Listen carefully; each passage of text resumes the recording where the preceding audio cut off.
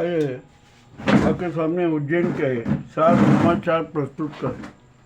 हमने जो उज्जैन के लिए जो पहला एपिसोड आपके सामने प्रस्तुत किया था ना, वो निश्चय ही आंखें खोलने वाला था और मामला बड़ा विचित्र लगा।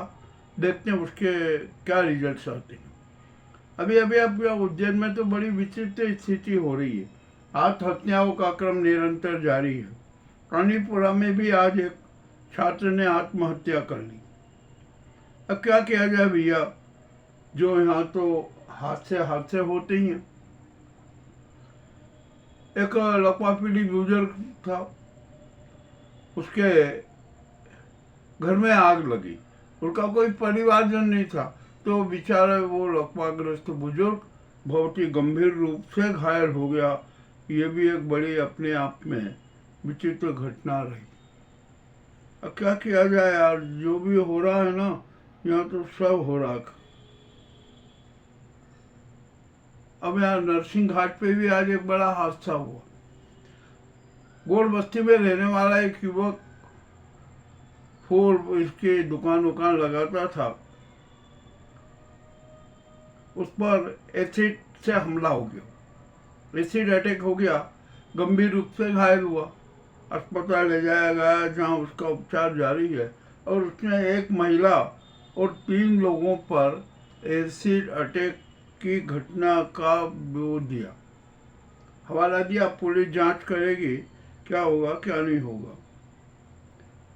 अभी यहाँ चामुंडा माता चौराहे पर कुछ गुंडा तत्वों ने एक युवक को घेरा और उसको पर चाकू से हमला किया। अब क्या किया जाए, यहाँ पर तो गुंडा तत्वों में उन्माद है ही।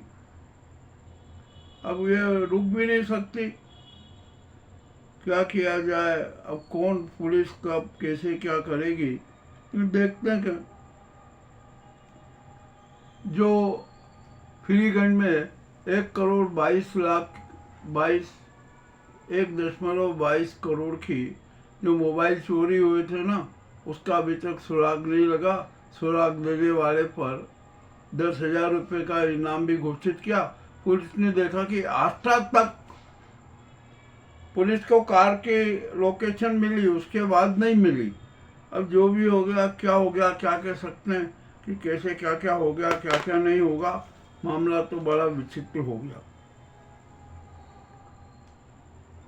अब नागदा में एक बड़ा विचित्र माहौल बना हुआ है। हर तरफ कोहराम मचा हुआ है। देखते हैं वो कोहराम कब समाप्त होगा। मुझे तो नहीं लगता कि नागदा में वो कोहराम समाप्त होगा, क्योंकि जनता में भारी असंतोष व्याप्त है।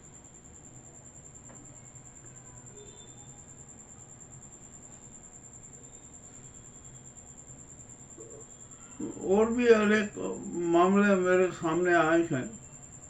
मैं देख रहा हूँ कि क्या हो रहा है क्या नहीं हो रहा है।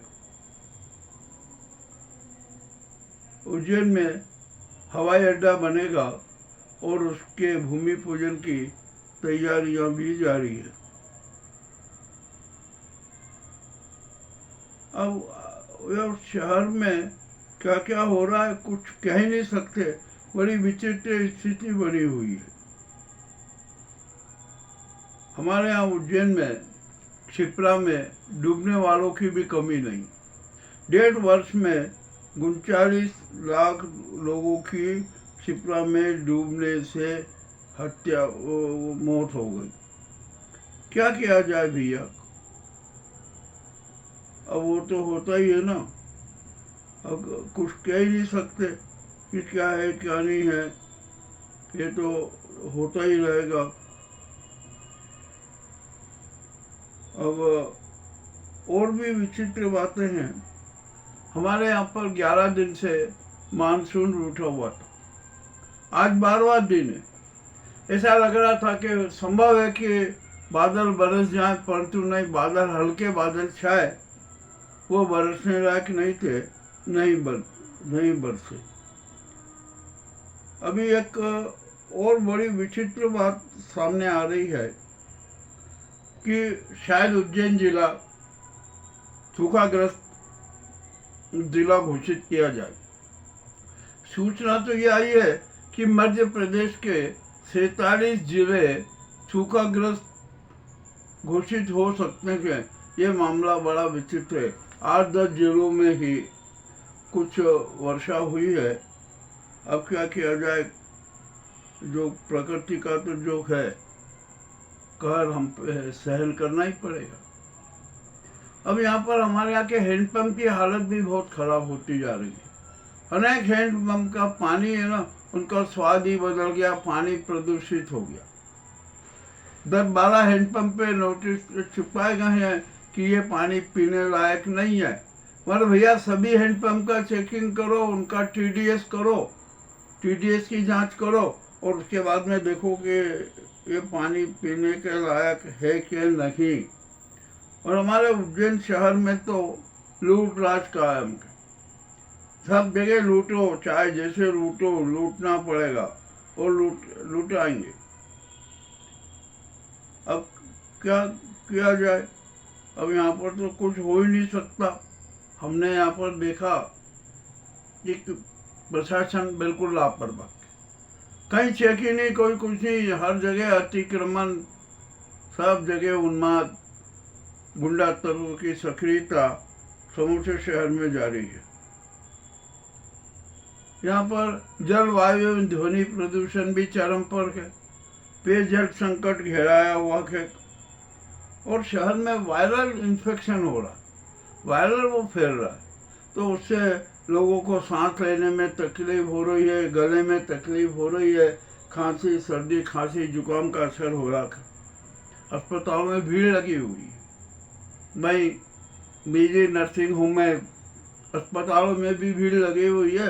वहाँ पर भी जनता की जेब तो काटी ही जा रही है। अब क्या करें, जनता को तो कटना ही। अब यहाँ पर धर्म की दुकानों के भी बड़े जंजाल फैले हुए, जहाँ देखो वहाँ पर धर्म की दुकान सक्रिय है, शातिर खेला होते हैं।